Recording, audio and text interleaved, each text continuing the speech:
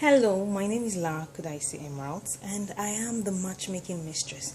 I basically help singles attract their dream partner and walk down the aisle in the shortest time possible. Yeah, so last week Saturday I had this fantastic boot camp called the Achieve Your 2016 Marriage Goal Boot Camp. It was fantastic. The participants enjoyed themselves. They listened to some truths that they didn't know existed before. And then our other two facilitators, Victor Bassi and Olori Anita Ajayi, man, were off the hook. It was really fantastic. If you didn't come for that event, I would suggest that you come for the next one happening on June 25th. So I'm going to be talking from what I shared from that event on Saturday. I asked the question, why are you still single? Why? I know you want to get married. That's one of your dream goals for this year. That's one of your goals for this year. So why are you not married? And I talked about reasons why. One, limiting mindsets, past baggage, fear, pride, unforgiveness, and so many other things. But today I want to talk about unforgiveness. As many of you know, I had 14 heartbreaks, 15 abortions before I got married. Yeah, you heard me right. Dudes broke my heart 14 times. I broke some hearts too, but then mine was 14.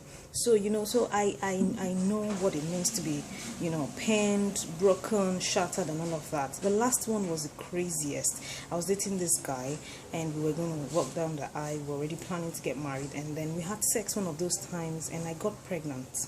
So I know that he's a worker in the church. I'm also a worker in the same church. So I just proposed this to him. Good, I'm pregnant, but this is what I think we can do.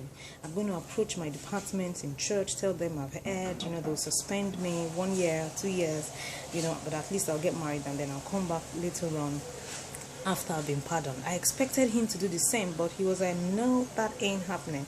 It's never gonna happen because you want to ruin my reputation, you want to do this and all of that. And he gave me an ultimatum and said, if you wanted to keep this baby, if you want to keep this baby, I'm going to break this relationship. I already had one. I had a child at 19, so I had one outside wedlock already. So he was like, this is just going to be the second one, so. And I was like, what? Are you joking? What did you say? So I literally asked him, okay, so what do you want? What do you want me to do?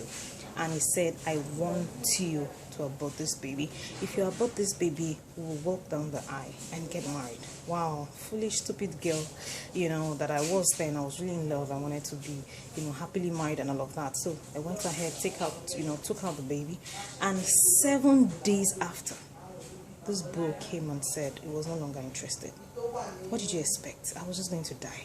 And not just only that, I made him one of my, a director in my company. I founded a company a while back, and then he was the director there, so I wanted him to sign out. I wanted him to help me sign, some documents, and he refused, so he held me to ransom. I couldn't do things on my company account. I couldn't even open an account because it was just new, because we were the only two directors, and, I had to engage a lawyer. He had to engage a lawyer, it took for a while, and he got married right in my presence in the same church, had the baby, lived happily ever after, at least in my eyes.